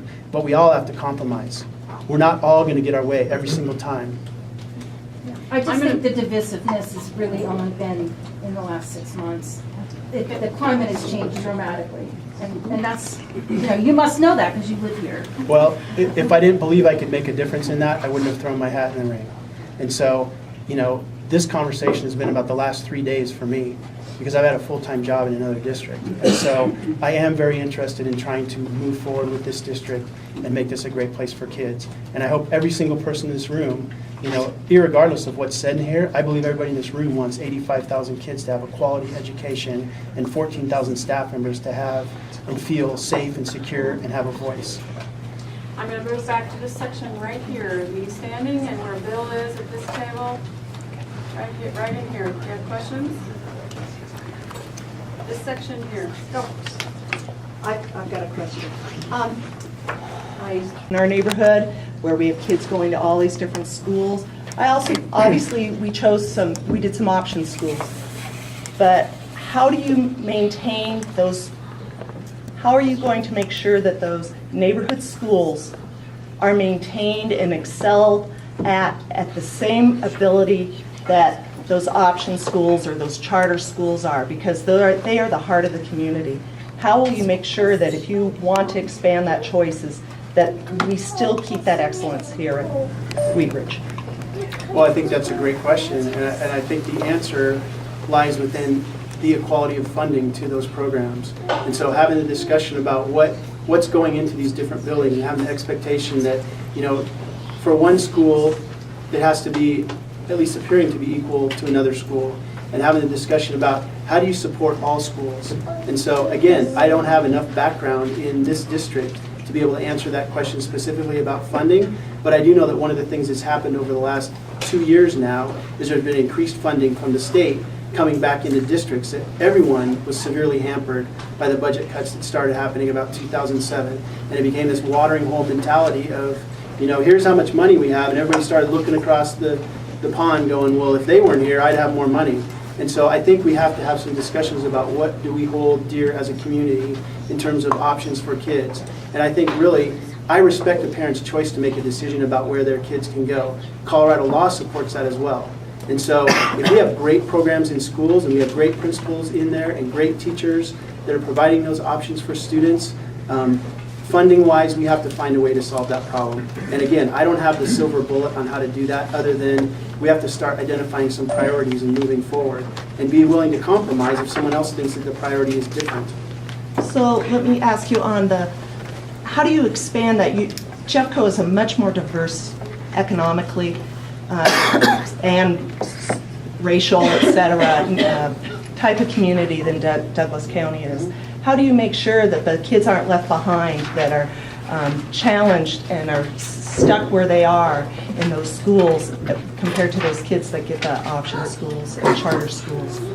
So I think that with those students, there's also dollars that come in the form of Title I, additional grants. Obviously, the funding for Jeffco, I believe, is about $1,000 more per student in Jeffco than it was in my last district. And you're right, there is such a diversity here.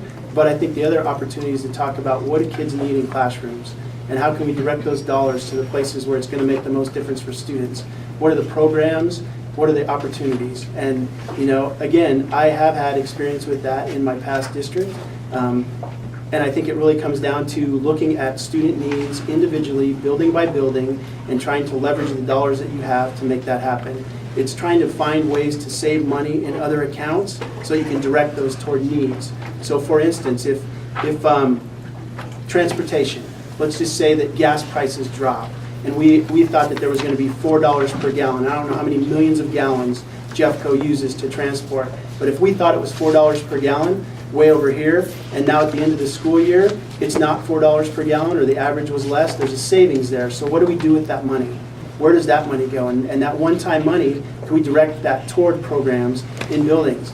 Doing that, you have to be cognizant that if you buy ongoing things with one-time money, there's going to have to be a cut at a later time, or you're going to have to fully divert those dollars. But I think it's about trying to find dollars within the system that we have to direct toward those things that we want to see happen based on priorities. Okay, other question in this group? Yes, go. Hi, I noticed that you have kids in Jeffco, but you I have one. in My Jeffco. son graduated. Yeah, and I think that's great that you work in another district, but you have your children here in Jeffco. I think that says a lot.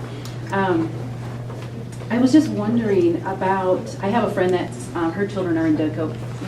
How class sizes have changed, what kind of benefits that's happened about, since that change has happened? In the high schools particularly. Okay. Yeah. So it's no secret, one of the decisions we made was to go from a 5 of 7 schedule, which means that teachers taught 5 classes out of a 7-period day, to a rolling AB block, which was 6 of 8. That increased the load for teachers in some cases, but in many cases it drove down the class size. And so I have the data from the last 3 years. I dumped that from Infinite Campus, and I have every single teacher in Douglas County and the course loads that they had and the number of kids in classes. There were some places where teachers had additional loads. And what I mean by that is when I was a high school principal, we had a commitment that there was no more than 27 kids in a chemistry class for safety reasons, right? And so if I add another class to a chemistry teacher, their load over those 6 periods would increase. Now, in other classes, that load decreased. But overall, in the system, I believe that number was about 4, is what happened across our entire system. So we're talking 9 high schools, thousands of sections, and really the genesis of that conversation was sitting at a student advisory group meeting in September before the year we implemented, and having students say, you got to be kidding me, I have 45 kids in my Spanish class. And what are you going to do about making a difference here for me? That piece also coupled with what was happening at the elementary schools with an elementary teacher in our district having 40 minutes prep time a day and a high school teacher having a different amount of prep time a day. So there was always that discussion about how are you going to equalize the prep time, because an elementary teacher has a very different reality than a high school teacher, but they all deserve to have prep time so they can prepare quality lessons. So driving down class size was one of the things we wanted to accomplish with that. Maintaining opportunities for students was another important part of that. We had seen an erosion of programming because building principals, in an effort to keep math, science, English, social studies at a certain level, were cutting other classes. And so I may not offer business classes or art classes, as many as I had in the past, because I wanted to make sure I kept 30 kids in the classroom at a building. So that was another part of the discussion. So it wasn't about we're going to try to increase the workload of people. It was about trying to, how can we do something at the high school level that, oh, by the way, will also make a difference at the elementary, because we didn't have to cut as much at the elementary, and we'd already seen over 5 years doing the same cut level-wise from high school to middle school to elementary school, that we were losing programming in the elementary schools. And so the decision was, can we make this change and work with people around making a difference at the high school, but also maintaining programming at the elementary school. And so what I can tell you now is this last year, due to increased funding back from the state, buildings now have an opportunity to decide what schedule they want to run. So the 4 Highlands Ranch high schools are all going back to the 5-7. They have the dollars to do that. They feel like they can support that. We put criteria around that and said, you can do this, but you can't have more than 30 kids in a class, because we didn't want to get back above that. You can't cut programming in order to get to 5-7. Those were 2 big things that we wanted to make sure happened for students. Some of our other schools stayed at 6-8 because they are going to study that next year, or they feel like that's the best schedule for them. And so going back to the place where an individual building makes a decision based on the dollars they have, I think is a really important notion. And having a collective discussion in a building about what we want to do with the money we have was really important for our school district. I think that's important for any school district. When I was a building principal in Oregon, I didn't have that latitude.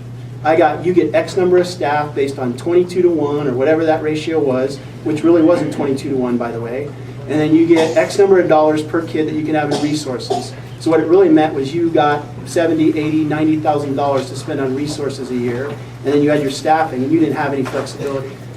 Doing site-based budgeting the way that we do in my current district has led to a lot more flexibility for building principals to make those decisions and tailor that to their individual building. Thank you. 10 minutes for this group back here, and then we've got this little group up here. We had another Get question 5. here. We only had one question here. He's got a question. Oh, sorry, you had 2. Hey, You just- had 3, actually. 2 from her and 1 Thanks. here. Yeah, But just go wrap ahead. it up then, 'cause there's lots of people. Make it quick. All means all right. I'm trying. So just a couple of things. Last year in 2012, I understand that there was 0 community engagement meetings that were offered by the board. There were 2 minutes to speak when there were offerings for public comments, and about 30 minutes per meeting total. And also that in 2013 there was no parent survey that was offered. And so when you talk a little bit about the transparency piece and the community components, can you talk a little bit about the reasons why it was decided to make those decisions? So to not have a survey, that was a Board of Education decision. On the heels of that, there was also the TEL survey that I'm sure all of you participated in this district, that gave information about individual buildings, that we used that moving forward. So the TEL survey was administered to all teachers.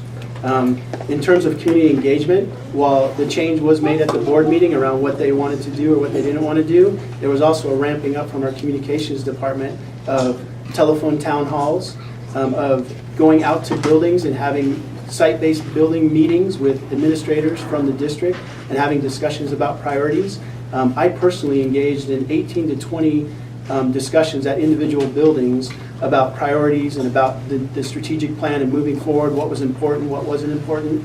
We ramped up what we were doing in our DAC, or what you call SPAC, I think I heard somebody say, so that parent engagement at the DAC was increased and that people would go to the DAC and they had specific topics they wanted to talk about. So for instance, just this last week we did a whole discussion about the administrator evaluation tool, which the DAC has to be engaged in making discussions about that or having input into that. So prior to that, there was a canvassing of the different SACs, our school accountability committees, around review this document and give us feedback around how this document works for you, and do you think we're holding principals to the right things, right? So had that discussion, all that feedback came back to the DAC, had a discussion at the DAC about how is this instrument working moving forward. That information will be folded into any discussions this summer about how to change that instrument. I really need to have your other people here ask some questions as well. Okay, back here. Yeah, what do you find most gratifying about working in the field of education, and what do you think? What do you think a superintendent can do to have the biggest positive impact? Right. So for me personally, I think the most gratifying thing about working in the field of education is seeing a kid being successful. And so having a kid leave from your system and get to go make choices about what they want to do, and none of us will know how that turns out for 10, 15 years down the road. But I think the important thing is, did we provide them as many opportunities while they were in our system? And so be it a teacher, be it an administrator at a building, be it a district office administrator, what kind of things are you doing with the dollars you have to provide opportunities for kids?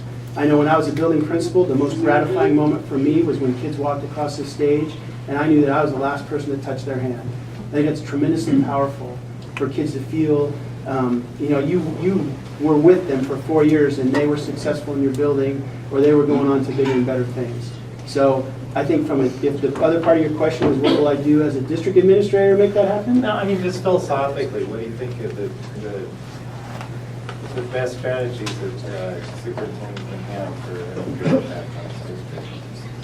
Well, I think finding great people and empowering them, developing teams that address issues, trying to seek a win-win. I mean, those are things that come right off the top of my head about how do you engage people moving forward so that they feel like they're part of the discussion, knowing full well that we're going to act as a team in the end. I mean, I think those are things that come right off the top of my head. I know that the most important transaction that happens in this district on a daily basis is what happens in the classroom. So from my perspective, the district office exists to support what's going on in classrooms. So how can we develop teams at the district office that are going to impact that? And then how are we going to get the data to make sure that what we're doing is actually having an impact? Another question back here? I actually just a commentary, I guess, there. We do already have teams in Jeffco and some really phenomenal people. So I mean, I think as you're coming in, when you're saying develop teams, the teams are in place for you. So I hope that's not I'm getting ready to clear everybody out and start up. Okay. And again, I was speaking from my experience and his global comment about what do you think the superintendent does to influence what's going on in schools. I wasn't speaking about any plans to do anything. In fact, I've already had an opportunity to talk to Terry and Marcia, and what they presented with me, I think is absolutely the right path to go moving forward. And I'm looking forward to working with them around how can we influence instruction and performance in individual classrooms and in buildings, leveraging what we have at the district That was office. just a clarification. I really kind of just wanted to give you a what if. If, let's say, Ken Witt or Brad Miller were to walk into your office, and you're the superintendent, so if they were to walk into your office and give you a directive on some changes or something that they wanted to do, what would your next steps be? How would you go about that? Well, I guess I want to make sure I understood why that was important to do that, and I want to understand the information behind that showed that was the best possible path to take. And so, again, in the end, I'm employed at the mercy of the school board, but I think part of my role is to try to influence those discussions and those decisions. So I would be asking, how is this going to get toward those goals that you're going to hold me accountable to? So if achievement X is what you want, how does doing this get us there? And is there another way to do that? And do I have the latitude as a superintendent to make that happen? And can I make decisions, just like we ask and empower building principals to make decisions in their building, would I have that same opportunity? And I would just make one comment, just make sure you realize you have a 5-member board. So if you get that directive, it should come from the 5-member board. We'll have, we have 2 up here, so we're going to give them 5 minutes. So for sure 1 more, and we'll try 2 more back here. Go, Jonna. So I guess to start, I would say that I think it's interesting that you're a parent in the district and that you've applied for this position in the district, and you don't seem to be that familiar with the community survey results of the budget. And I guess what I'd like to know is, do you plan to do that, make yourself familiar with the results of that? And because I was going to ask you what you thought about the results of that community survey. So come to the meeting at Carmody on Tuesday, and I will have that information. And, It's Monday. I'm sorry, Monday. And what time is that meeting? I believe it's at 6:30. 4:30. 4:30. I just wanted to hear. No, I did not. I did participate in one of the budget meetings where there was discussions about what the results from that survey. Any more Hold back on. there? It is 4:30, correct, the meeting on Monday? Okay. I know it had been advertised in one place as 6:30. Is that accurate? 4:30? 4:30. Okay, yeah, We've got 2 over here, so. Very, very good. So I've heard you talk about Should have had your table mate. team I asked working him any together. questions. Totally believe that is true. Someone in this room said it very well. You stuck them into the beehive. Teachers are very, very unsettled. I'm actually not a member of the union. There's so much finger pointing going on in both directions. And I'm seeing really good teachers leave. They are stuck on that plateau. They're that 5, 6, 7 year point, making tons more money in other districts as they leave.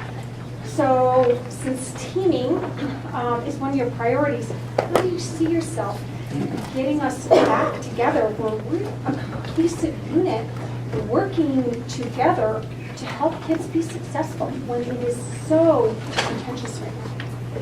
So I think that's a great question. I think we all own that moving forward. And so I believe that all I can be is the person that I am moving forward and try to listen to people, try to work with people, try to build groups moving forward. And that's a two-way street. And so if we're all going to continue down this path of pointing fingers and doing all that stuff, that's going to be a really tough road to moving forward. And again, I don't think I have the silver bullet alone. I think that's collectively our work together moving forward. And I think that's the most important piece moving forward is how can we reach some consensus about the items that we want to move forward, and can we find some ways to be successful in small ways so that we can get to being successful in big ways. And so I'm not going to sit here and tell you again, I don't have the answer. But what I do know, what has been successful in my past and being a part of successful teams, is that people are invested in that. They have an opportunity to have their voice at the table. They understand that they're part of a bigger team, and that's the best that we can do. And we have to develop trust. And the only way you do that is one day at a time by engaging people individually and in small groups and working toward that. And we're all responsible for that. Okay, we're going to have 3 more questions. This gentleman right here who's been very patient, Kelly, and then the woman here who had to take her daughter to the bathroom and promised her she would get the last question. Go. Very quickly, I'm a student of Jeffco. My kids went through Jeffco. I have grandchildren in Jeffco. I taught in Jeffco for 32 years. Retired, went on to another career in secondary ed, much like you. I guess I'm not going to ask you questions. You have been asked a lot of questions. I'm going to say to you, I think you have come into an absolute limit, sir, and I hope that, I think they did a very big disservice by not at least picking 2 candidates to allow the public to look at. It puts an inordinate amount of pressure on you. I think you've done an admirable job this afternoon in terms of trying to answer people's questions. I think you've dodged a lot of things. I don't agree with you on many things that you have said, but I guess I would just maybe ask you to consider 3 or 4 things. One, as you go down this road, first of all, I think it's imperative that you become the change agent, if that is possible, to unite the board, to bring that organization together. I would urge you to go back and read. There's a very good article that was written by 10 former school board superintendents about transparency, collective work, and all of that. Again, a lot of things have been brought up tonight regarding concerns over, and my big concern still yet is Brad Miller, the hiring of him. It was in violation of sunset laws. Those things that, his monthly invoice to the district is totally redacted. We don't know what that gentleman is doing. He is making $90,000 a year minimum with an additional $225 per hour and 53 cents a mile to drive from Colorado Springs. And he's already totally involved with charter schools. That just does not speak well for transparency and openness. And again, this is part of what you're hearing in this room. This is why folks are that upset. I truly feel that this board has dismantled in 6 months what some of us spent 30 years trying to build. And it breaks my heart, sir. And I am going to charge you.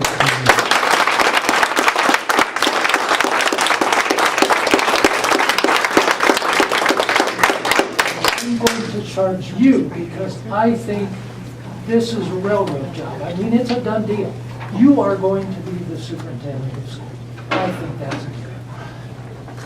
My hope is that you can bring us back together and unite us, and let's stop. I agree with you. The bickering needs to stop. We need to do what's best for all 85,000 children. But people are not listening, and that starts from the board. The lack of civility and discourse has been fostered from there, and I would urge you to go look at some of the Transparency Jeffco videos of prior board meetings. If you haven't been, sir, I'm here to tell you that will be a jaw-dropping, eye-opening situation for you. Okay. I wish you all the best. Okay, we have. This little child has been so patient to get the last question. So I'm a parent of a preschooler and a kindergartner, and they're both currently in Jeffco Public School. She's in preschool. And right now, teacher morale is low. And I am fearful of teachers leaving, and of the teachers that don't, the really low morale. And I know surveys in Douglas County, after a lot of the changes were implemented, the teacher satisfaction dropped. So, again, given I'm just starting out, I'm in a school with a lot of good teachers. How are you going to turn around teacher morale so we don't lose a lot of good teachers and retain them and end up in a situation with high turnover? So I think that I own the stuff that I've done for the last 4 days. I also own a part of being a part of the solution. And so I think all of us have to work together to try to bring that morale back around. Identify what the problems are, try to get some resolution on some of those issues moving forward as best we can.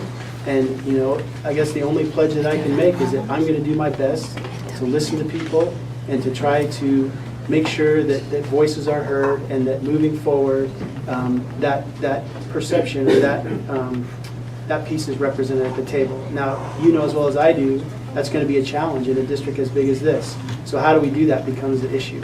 But I am absolutely committed to making sure that your kids and everyone's kids have an opportunity to be the best that they can be every single day, and that teachers are a big player in that. That's where it happens, is in the classroom. Yes, I think a lot of the divisiveness, teachers aren't feeling listened to, they're not feeling respected, and That's not what I want for the teachers of my children. I want them to be respected and valued and listened to.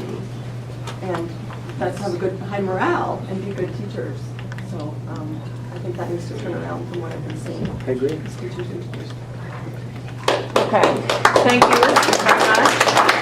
So, I want to thank Griff for opening the school up. Thank you so much. One more thing to say. Thanks to Communications for putting this together, getting all this stuff here and everything else. We have cards and a pencil. If you have another question that you want to have, write it down. If you want somebody to contact you, write your phone number and your name and give it to us on the way out. Okay? Folks, I do have Thank another you. meeting starting at 6.